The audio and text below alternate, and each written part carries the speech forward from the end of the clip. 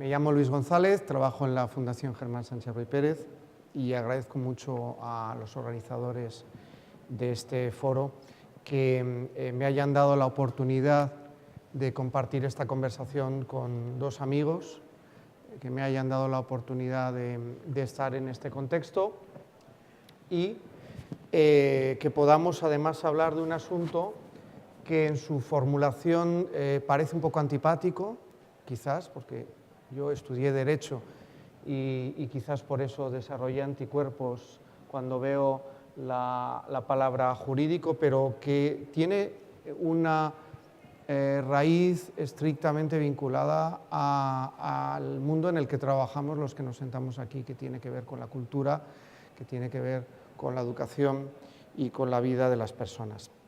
Me acompañan Pedro de Andrés,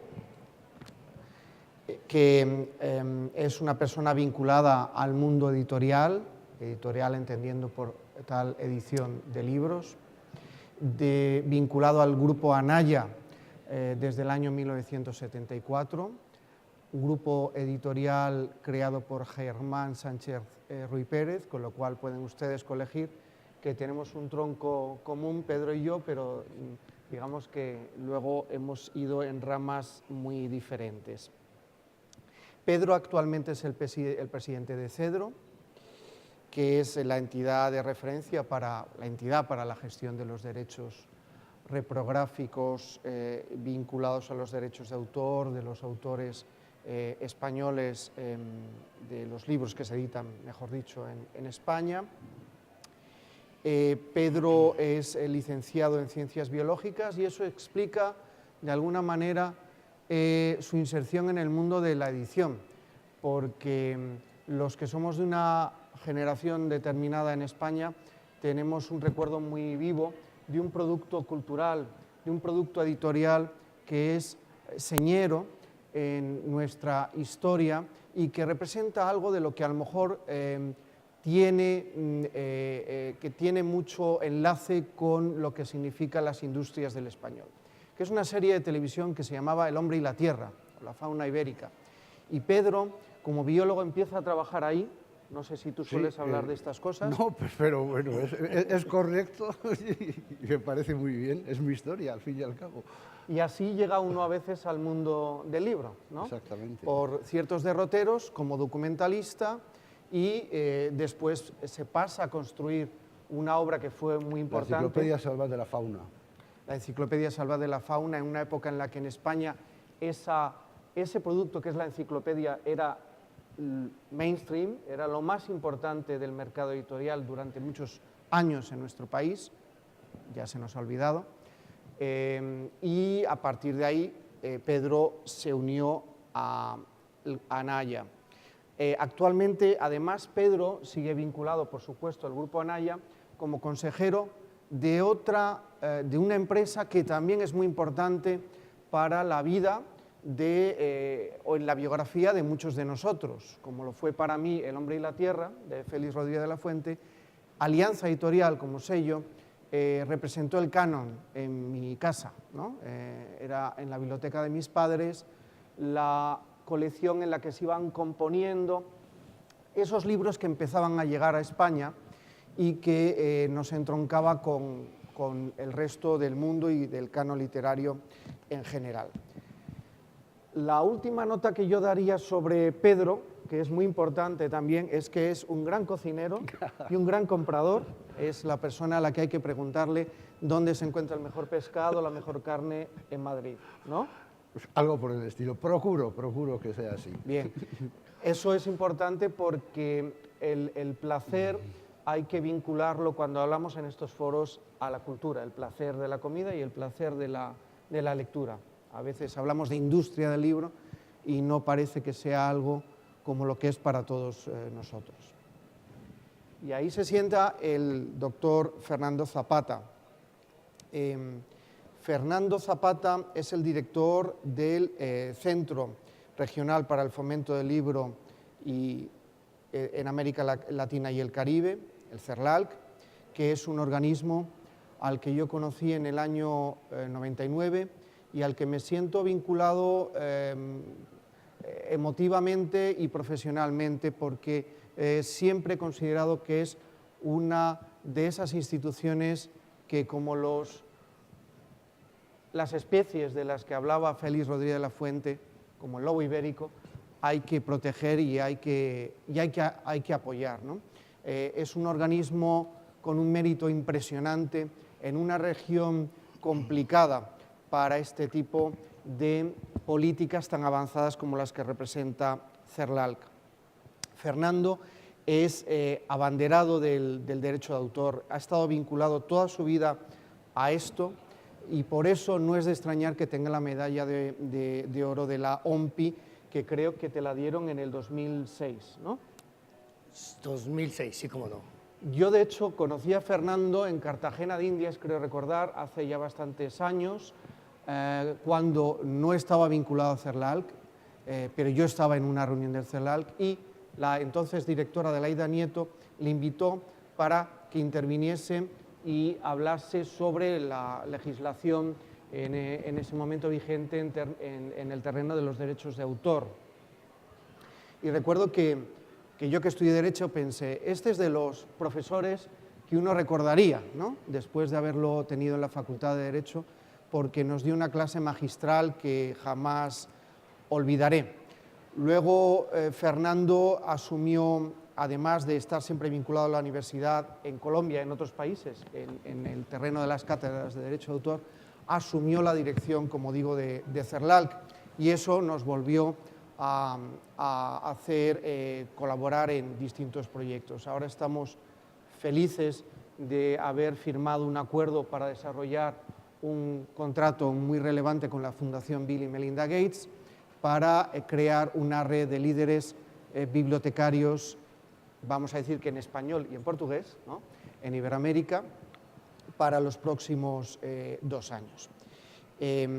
Bien, a partir de ahora yo lo que propongo a mis dos compañeros es que empecemos a hablar en una conversación tranquila en la que, por supuesto, que como nos conocemos desde hace mucho tiempo, me podéis decir que la pregunta es estúpida, me podéis decir que es un poco exagerado lo que estoy planteando y podemos, digamos que, discutir con plena libertad. Voy a empezar por una pregunta que tiene que ver con el momento que vivimos. Desde la Fundación Germán Sánchez Ruy Pérez hemos estado trabajando desde el año 2009 en la investigación sobre lo que supone la lectura en un contexto digital. Y, de forma muy resumida, la principal conclusión a la que uno ha llegado es que el elemento fundamental del soporte digital, de la lectura que se da en ese ámbito, no es que se lea en una pantalla de vidrio o de plástico, no es el aparato, no es el objeto, sino una cosa que se llama Internet. ¿Cómo piensas tú, Pedro, que Internet, que hay que vivir o que hay que entender el impacto de la presencia generalizada de la gente, en la vida de la gente, de Internet como espacio en el que la gente, todos nosotros vivimos, en cuanto a los derechos de autor? Pues mi opinión es que Internet ha constituido un factor multiplicador. Es decir, lo que antes se quedaba en una explotación de los derechos de autor, o utilización, por llamarlo de una manera más menos mercantil, en pequeños fragmentos de soporte, es decir, en los libros, en la música, pero en una determinada materialidad del instrumento, ahora se ha difundido por todo el éter, vamos a decir, y adquiere una cantidad de posibilidades de uso antes impensable.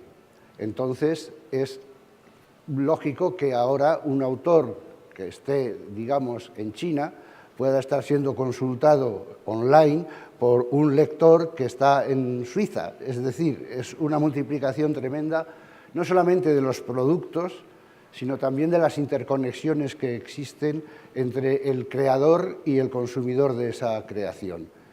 Esto, que por una parte es maravilloso, comporta una segunda cara o un reverso de la medalla, y es que sobre esta base se ha creído que todo vale y que el esfuerzo de los creadores no debe de ser de alguna manera remunerado, compensado para que sigan creando.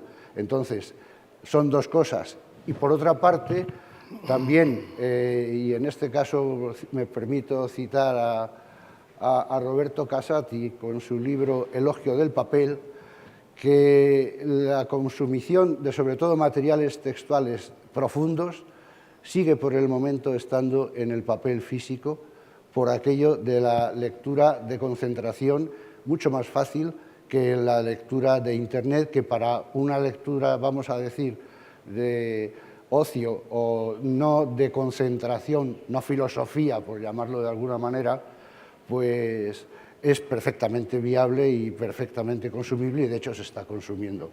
De hecho, y no quiero alargarme, es curioso que los estudiantes de las universidades actuales que tienen disponibles en sus intranets fragmentos y capítulos y consultas de obras, normalmente debería ser mediante una compensación adecuada, y muchas universidades ya lo están teniendo y más se lo van a tener, acaban imprimiéndoselos y encuadernándolos para a la hora de estudiar en papel. ¿Será que no son nativos digitales todavía, aunque son gente de 20, 21 años? No lo sé. Pero vamos, el efecto multiplicador y la complejidad de las relaciones de derechos de autor es lo que yo veo que nos da este ámbito de Internet. Bueno, has apuntado alguna cosa que luego a lo mejor podemos desarrollar respecto a la lección que hace el lector del soporte en una relación directa con la funcionalidad de la lectura. De momento lo aparcamos por ahí como nota al margen y a lo mejor podemos charlar un poco sobre eso. Fernando, CERLALC ha trabajado en los últimos, vamos a decir, 4 años intensísimamente en la reflexión, en la fijación de modelos también, y de propuestas y de instrumentos para trabajar en todos los ámbitos vinculados al libro y la lectura en cuanto a lo digital. ¿Cómo ves tú el impacto que supone para los derechos de autor, bueno, la importancia radical que tiene en estos momentos Internet? Bueno, yo creo que el impacto es total, entre otras cosas porque Internet como red de redes, como medio de comunicación, como expresión de una cultura global, como expresión de una economía fundada en el conocimiento, pues nos lleva a reflexionar que Internet transporta mayoritariamente los contenidos que tienen que ver con la propiedad intelectual y particularmente con el derecho de autor, porque finalmente la red o es escrito, o son sonidos, o son imágenes fijas o movimientos.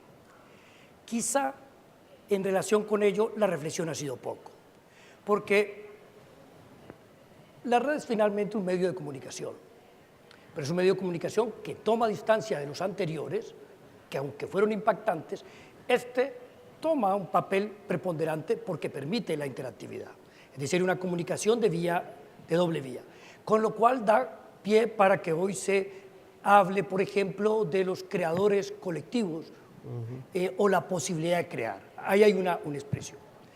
De otra parte, la red o Internet como tal es también expresión de riqueza, expresión de desarrollo, genera empleo, es una posibilidad. Y ahí tenemos entonces una economía. Y en tercer lugar, si uno hace un examen de todo el conjunto de los derechos de propiedad intelectual como disciplina omnicomprensiva, ve que de todas las expresiones, la más comprometida, la más llamada a responder por lo que allí se hace o se deja de hacer, es el derecho de autor, que también explica por qué en algunos foros se dice, pero ¿de dónde acá el derecho de autor ha cobrado esta importancia? ¿No? Es que la importancia viene del uso de los contenidos en esta red.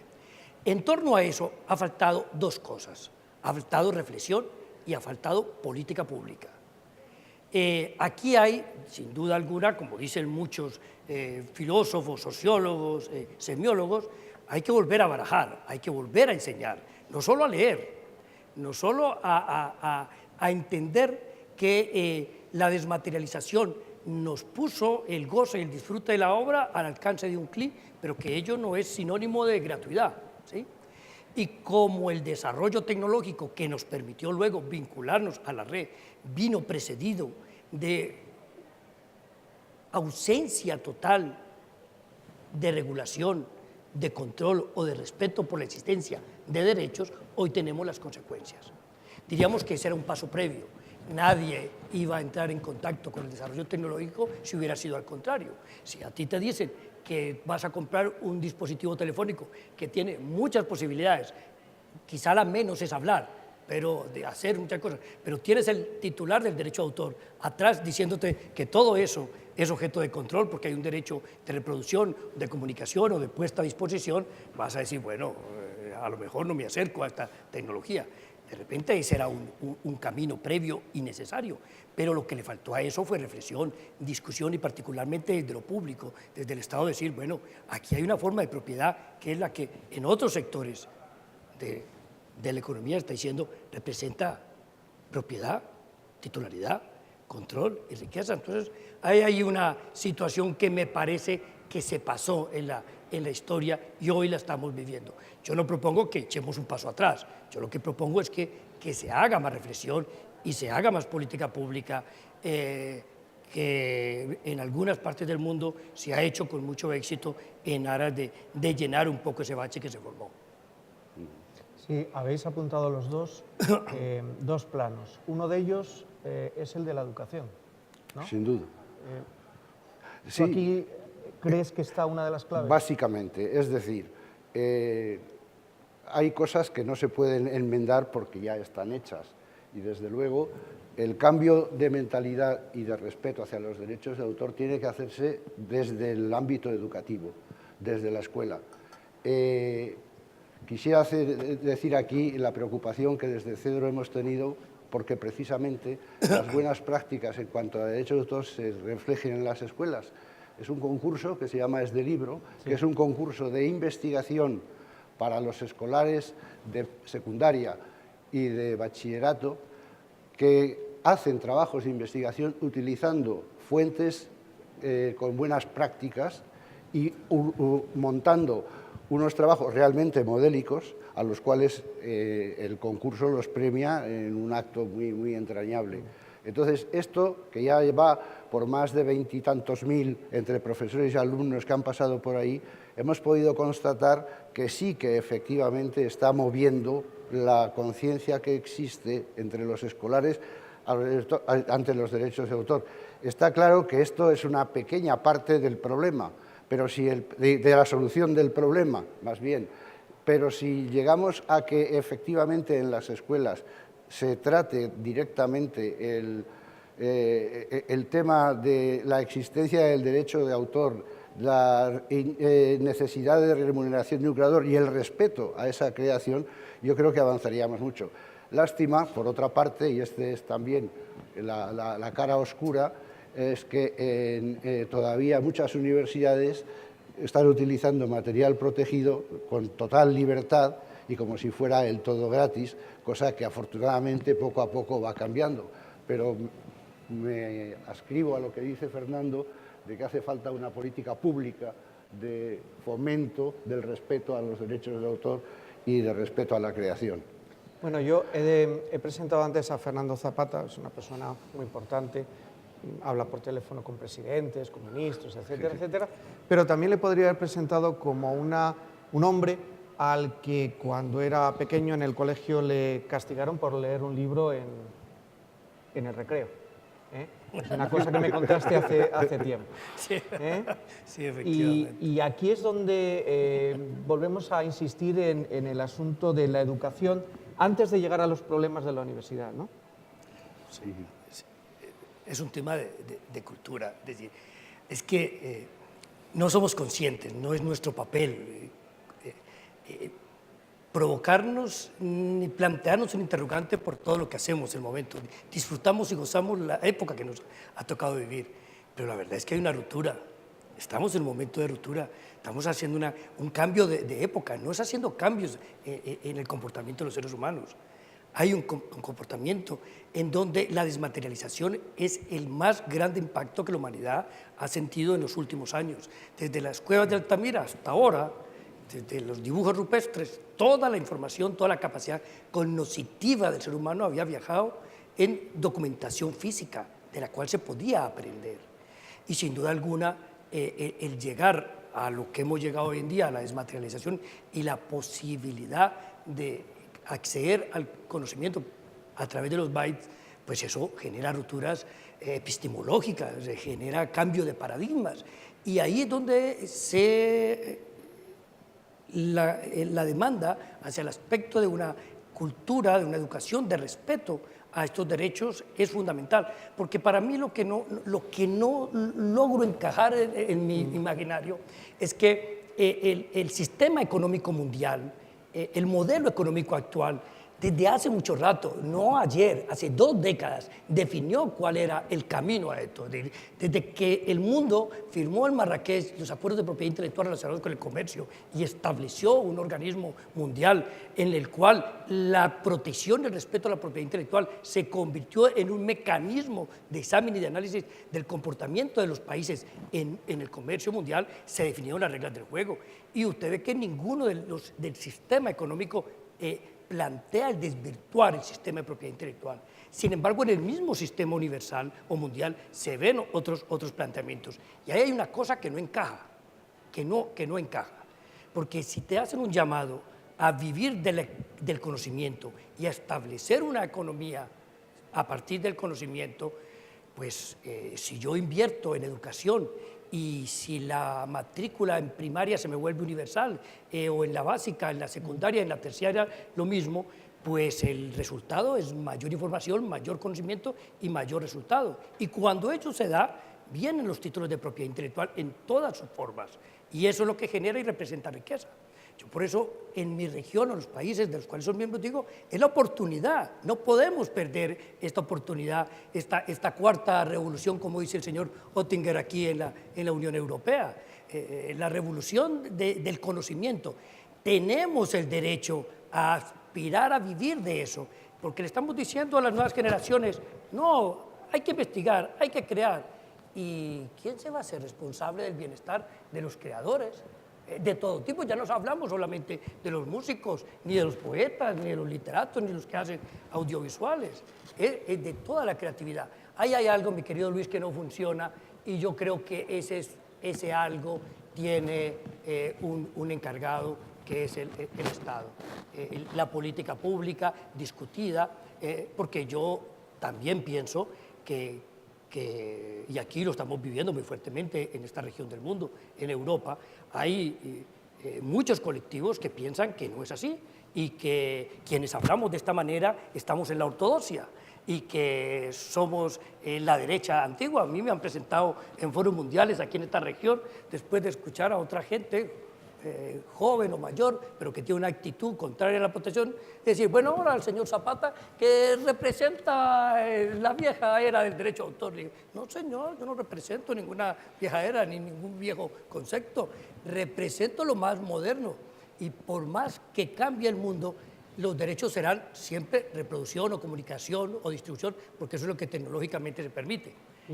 A lo cual, y traía esto, era para decir que a lo mejor adjetivamente el modelo de negocio, que como siempre es un acuerdo entre las partes, y por consiguiente la ley de dos acuerdos, o para dos personas que acuerdan, ahí sí puede haber un cambio. Yo de eso no tomo distancia, pero tenemos que distinguirlo y saber cómo.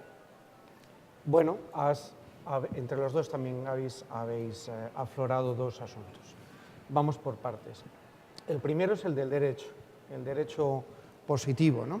Vinculado a estos problemas. Aquí hay un señor que es colombiano, un señor que es español, digamos que estamos hablando en familia y podemos reconocer aquí dentro de la casa del español nuestros problemas, ¿no? Y mi pregunta va por ahí. Yo pienso que la legislación que yo conozco de buena parte de los países de nuestra región idiomática es bastante sofisticada, es bastante positiva, es bastante acertada. Y os lanzaría 2 preguntas. La primera, ¿es posible algún tipo de concertación? ¿Es posible, es necesario o es casi imprescindible buscar un territorio jurídico común para los países de lengua española en este terreno? Y, unida a esa pregunta, ¿qué es lo que le falta a esas leyes tan maravillosas de nuestros países, que son ejemplares, si las comparamos incluso con otras de otras latitudes, para dotarse de ejecutividad? Si es que tenéis alguna respuesta para eso. Segundo, ¿no? Es difícil dar respuesta porque en estos momentos estamos viviendo una armonización en proceso de la legislación en materia de propiedad intelectual en la Unión Europea. El señor Oettinger precisamente está ahora trabajando en este proyecto de armonizar las legislaciones europeas. Entiendo que eso es una cosa buena, sobre todo porque favorece el que no haya posiciones de privilegio frente a otros menos favorecidas, especialmente en los temas de impuestos, por decir un ejemplo. Sí. Claro, entrar a esa finura que se puede entrar en un ambiente muy cohesionado como es Europa, aunque tenga sus diferencias, a llevarlo a un mundo que sea la lengua como soporte, es complicado. Por eso os hago una pregunta. Es muy complicado. Yo diría, ojalá, pero, por ejemplo, si ahora en la cuestión de la explotación en digital se está intentando homogeneizar en toda Europa con una determinada desaparición de fronteras digitales entre los distintos países, pues eso, por ejemplo, que se supone que al consumidor de cualquier país le daría igual dónde adquiere el producto digital, de contenido cultural, por supuesto, o de otro contenido, pero vamos, de propiedad, objeto de propiedad intelectual. Eso, en el ámbito de la lengua española, lo veo realmente complejo. Habría que hacer otras cosas.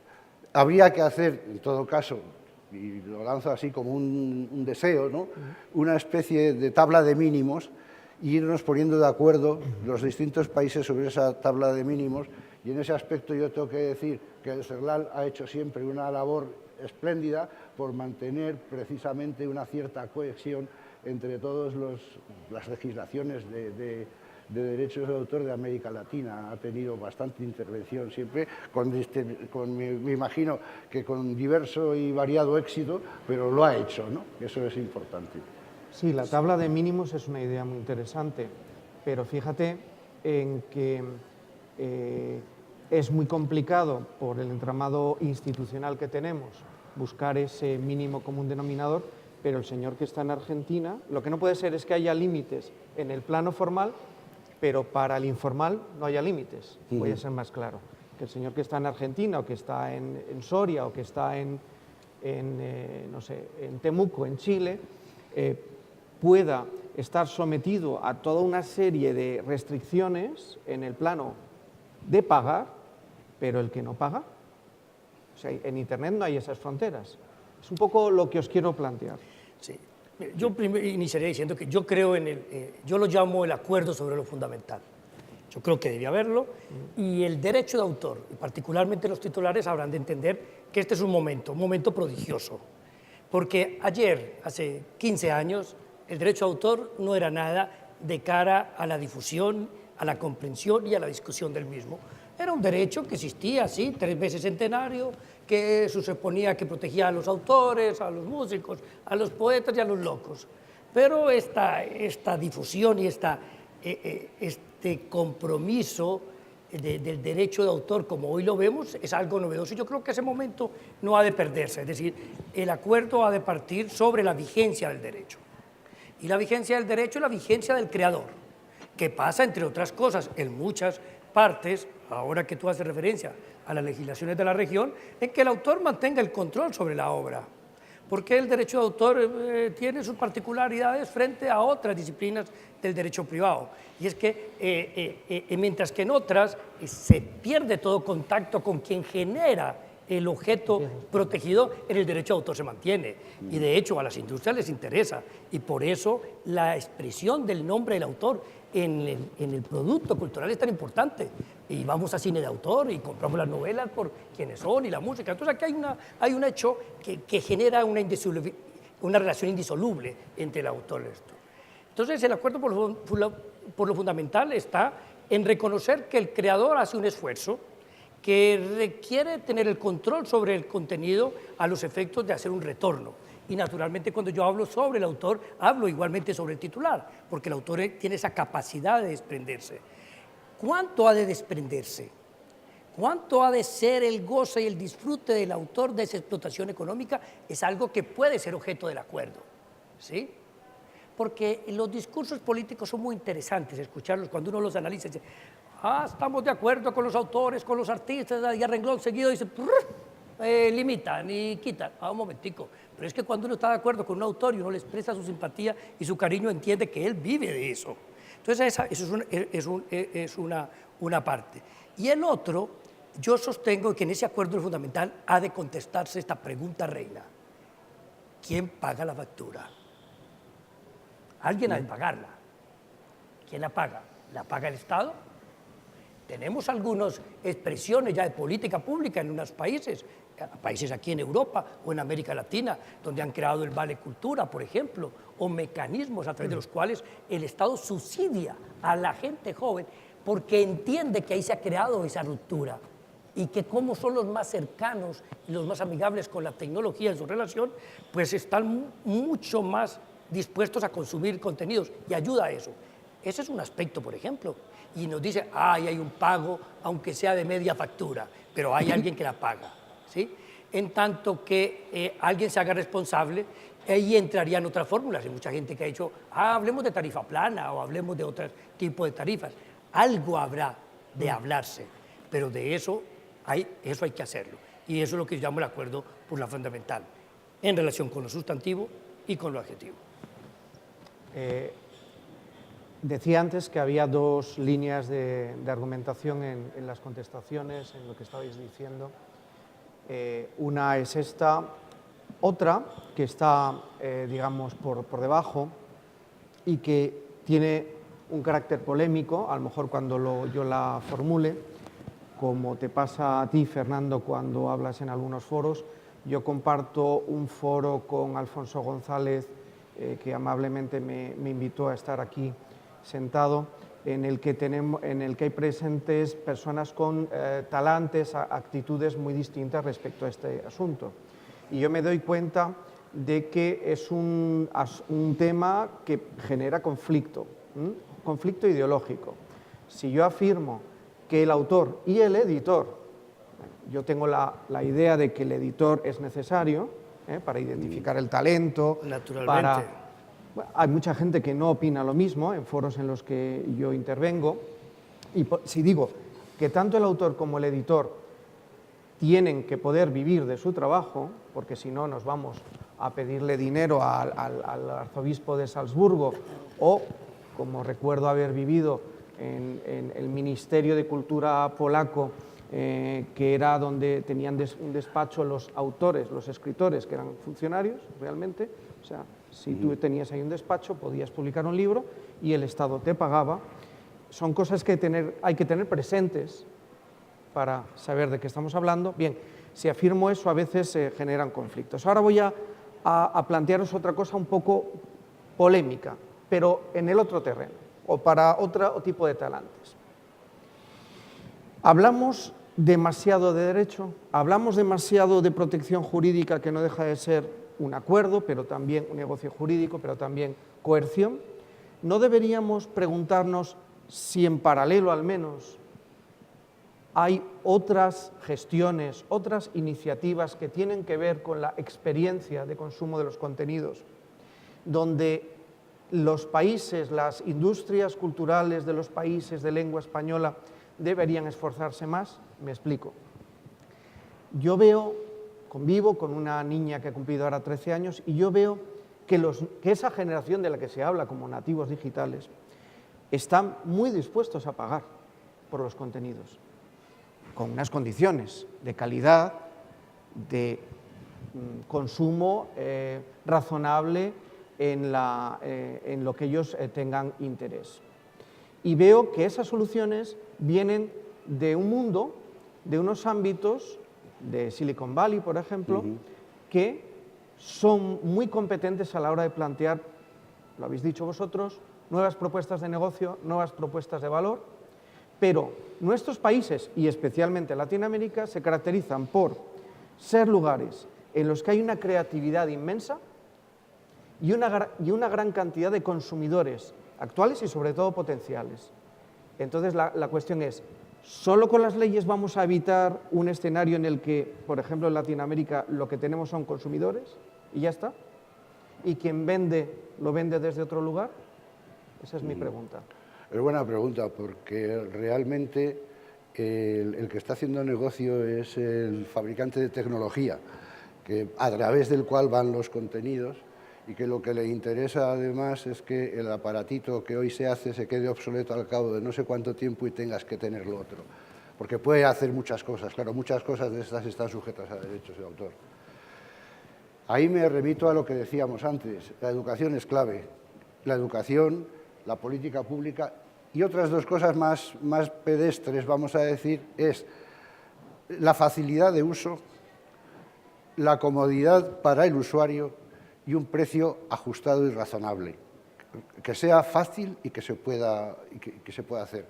Yo, y tengo que volver a citar a Cedro otra vez, precisamente para el uso en los sitios que sea, pero en las universidades básicamente, de fragmentos que exceden la licencia normal, que es el 10%, hemos desarrollado una plataforma que se llama conlicencia.com, según el 4 clics, el que quiere decir, quiero el libro entero, no, pues para eso mejor se lo compra, pero bueno, podría darse el caso si el editor lo admite, ¿no?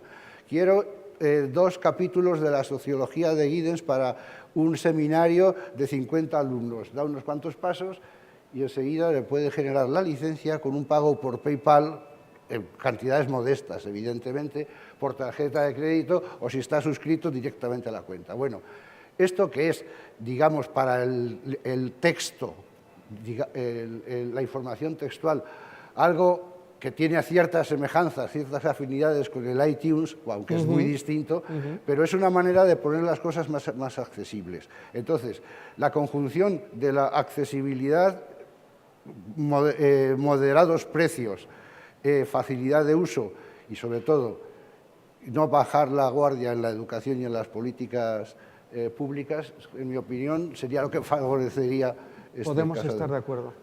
Podemos estar de acuerdo. Vale. Y yo quería un poco acabar esta conversación. Ahora, Fernando, tú nos das tu opinión para luego a continuación abrir un turno de preguntas por si alguien quiere polemizar o comentar algo en este sentido. No, si yo rápidamente te diría, yo creo que hay que hablar de derecho al inicio, porque finalmente somos Estado de Derecho y estamos hablando de un objeto tutelado en todas partes por el derecho. Ahora, lo que no podemos hacer es exacerbación del derecho. Es decir, que como hemos hecho hasta la fecha, y en eso tenemos un INRI muchos, hemos enfocado esto por la vía del derecho penal. Es decir, la primera modernización, la primera respuesta, la primera institucionalidad en torno al desarrollo tecnológico vino del mundo del derecho penal. La aprehensión, la cárcel, las multas, el llamado de atención. Y de cultura no se habló, nada. Ahí entra el binomio tecnología-contenido que habla Pedro, ¿sí? Y naturalmente hay un aspecto que en la reflexión y en la discusión habrá que resolverse, porque es que aquí hay otros actores, aquí hay otros jugadores que ayer no conocíamos y que muchos de los cuales están sin regulación, muchos. Y entre otras cosas, muchos que hacen, por ejemplo, actividad ilícita en la red, pero que tienen relación lícita con la venta de publicidad o en las relaciones financieras. Eso hay que ponerle nombre propio y decirlo tal como es. Y el tercer punto que yo anotaría es que el hecho de que como estamos en un panorama o en un ambiente jurídico, hablamos de control, pero eso no significa que haya un atentado contra la libre circulación de las ideas o la libertad de expresión, porque la libertad de expresión es poder uno decir lo que quiera, y para uno poder decir lo que quiera es poder vivir de su obra. En el oscurantismo no teníamos esa posibilidad y el derecho de autor le brinda a los autores ese mecanismo de poder vivir de la obra, porque cuando no vivía de la obra sino del mecenas o del jefe civil o religioso y decía algo o pintaba algo contrario al establecido, inmediatamente le cortaban el sostenimiento y el statu quo.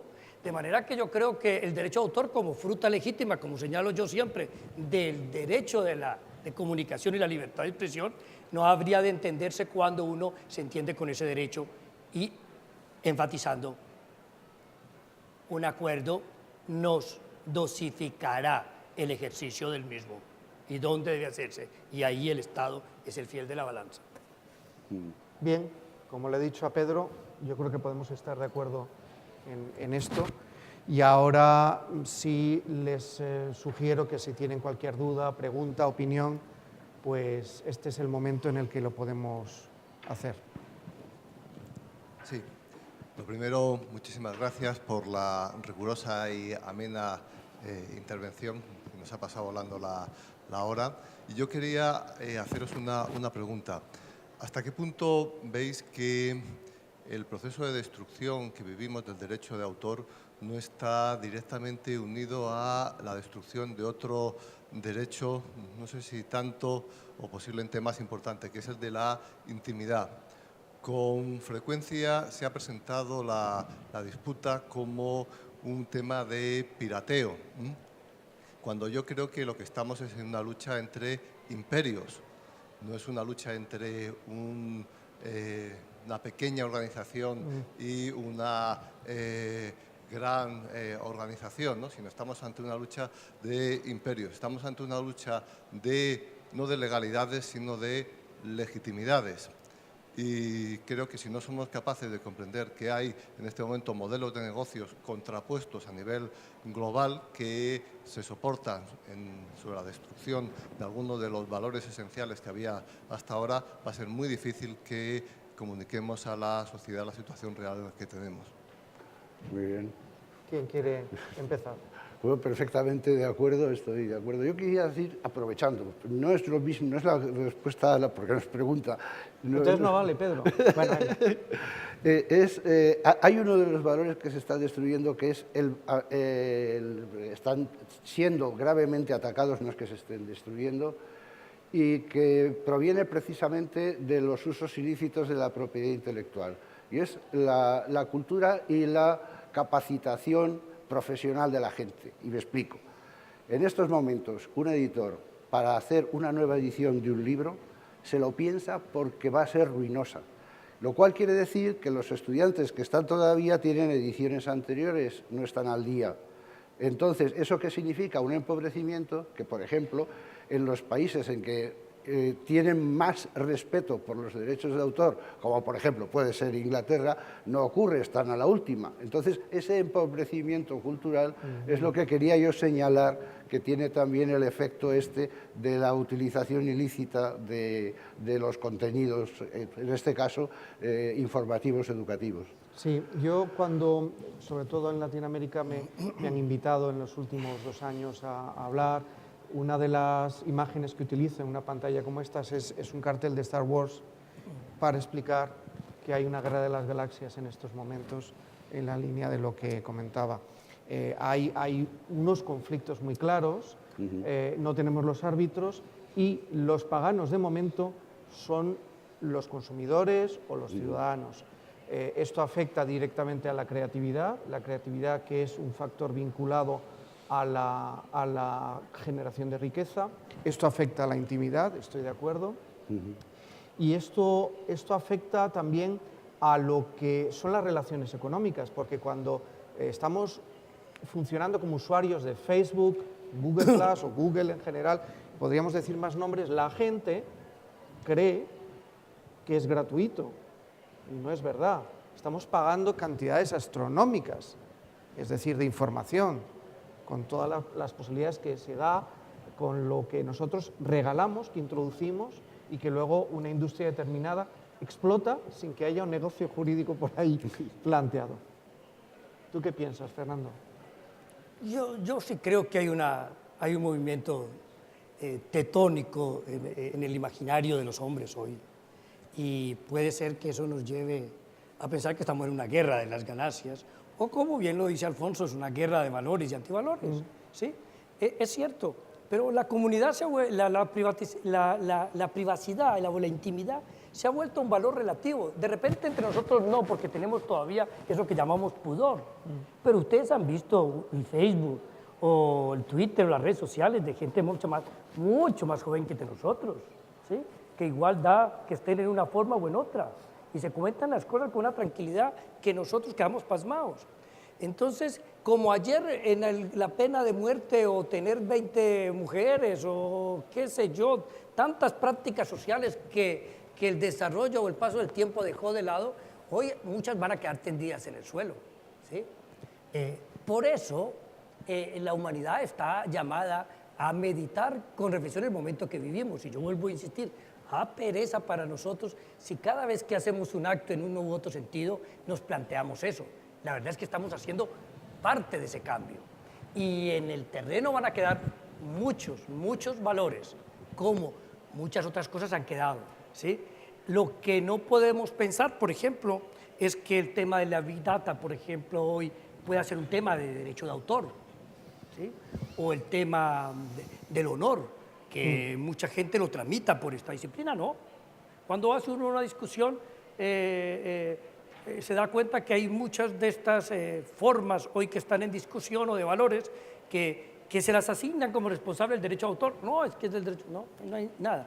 Pero yo coincido con Alfonso y por eso uno aventurarse a emitir juicios de qué se va y de qué se queda o de qué viene, no lo deja bien parado a uno hacia el futuro, pero qué delicia y que vivir esta etapa, tener la posibilidad de estar como espectadores a este cambio de paradigmas que está sufriendo la humanidad. Sí, yo coincido que estamos en una época en la que tenemos la enorme suerte de estar vivos en ella, porque no creo que haya habido hasta ahora un momento en el que también la propia humanidad sea consciente del momento de enormes transformaciones en las que se está inmerso, ¿no? Y es una circunstancia muy interesante desde el punto de vista antropológico y cultural.